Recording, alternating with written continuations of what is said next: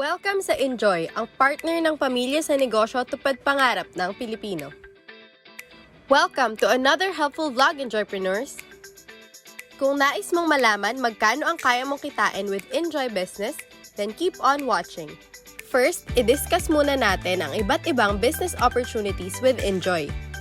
We have our milk tea series, praise fries business, frap or milkshake business, ramen business, soup business, soft serve ice cream, popcorn business, ice scramble, and milk palamig business.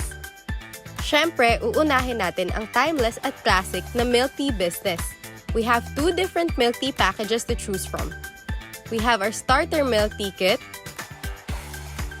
and our advanced milk tea kit.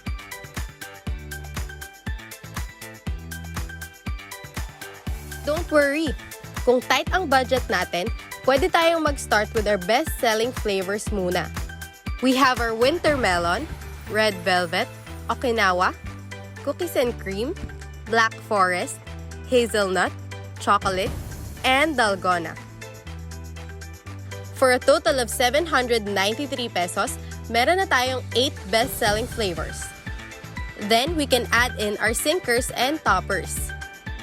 2 pieces of inJoy tapioca pearls for 150 pesos, then 2 pieces of cream puff for only 218 pesos, for a total of 1,161 pesos. Then, for a full set of milk tea equipment, makakabili kayo nito online for around 380 pesos. Siyempre, kailangan natin ng cups, 295 for 100 pieces, cup lids, 150 pesos for 100 pieces, and pearl straw, 75 pesos for 100 pieces. All in all, 2,061 pesos lang ang pwede mong ilabas na pera para magkaroon ka ng sarili mong milk tea business. Makikita nyo ang costing breakdown ng isang cup ng milk tea with add-ons like sinkers and toppers. Sabihin nating ibebenta mo ang isang 22-ounce cup ng milk tea for around 55 pesos. 55 pesos selling price minus around 28 pesos initial cost. May malinis ka ng kita ng 26.34 pesos. Let's say makabenta ka ng 20 cups per day.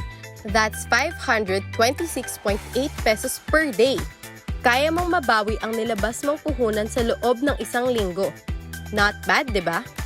Ang usual pricing ng ating mga inJoypreneurs ay 50 to 55 pesos per 22-ounce cup, 45 pesos for 16-ounce cup, and 35 pesos for 12-ounce cup.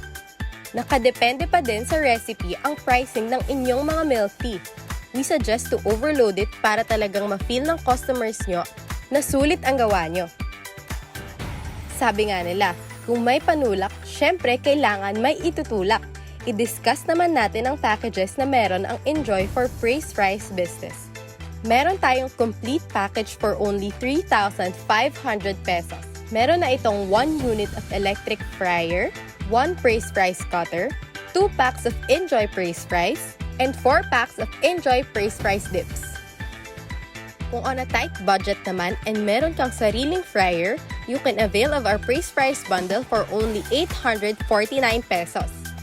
So, magkano nga ba ang kaya mong kitain with inJoy praise fries business? We will flash the costing breakdown on the screen. Ang cost ng isang serving ng praise fries ay nasa 11.62 pesos lamang at pwede mo itong ibenta ng up to 40 pesos depending sa inyong location. Suggested selling price of 40 pesos minus 11.62 pesos na cost per serving equals 28.38 pesos expected profit. Sa isang pack ng praise fries ay makakagawa ka ng exactly 10 servings. Up to 283 pesos ang kaya mong kitain sa isang pack. More than 100% ang balik na profit sa loob lang ng isang linggo. At para balik-balikan talaga kayo ng inyong mga customers, mas maganda gumawa ng menu items na all-in-one na, tulad ng praise fries plus milk tea, para one-stop shop talaga ang inyong business. Ang total cost per serving ng milk tea and praise fries ay nasa 40.28 pesos lamang. At pwede nyo itong ibenta ng up to 70 to 100 pesos depending sa size and flavors. 100 pesos suggested selling price minus 40.28 pesos cost of items equals 59.72 pesos na profit. At kaya mong kumita ng 8,360 pesos sa loob lang ng isang linggo. Madami pang ibang business packages na maaari niyong pagpilian.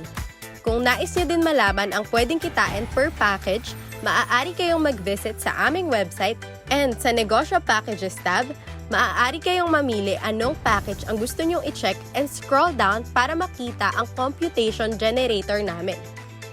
Kung may questions and suggestions kayo, huwag niyong kalimutan i-comment down below and please like and subscribe for more content like this. Thanks for watching! Bye!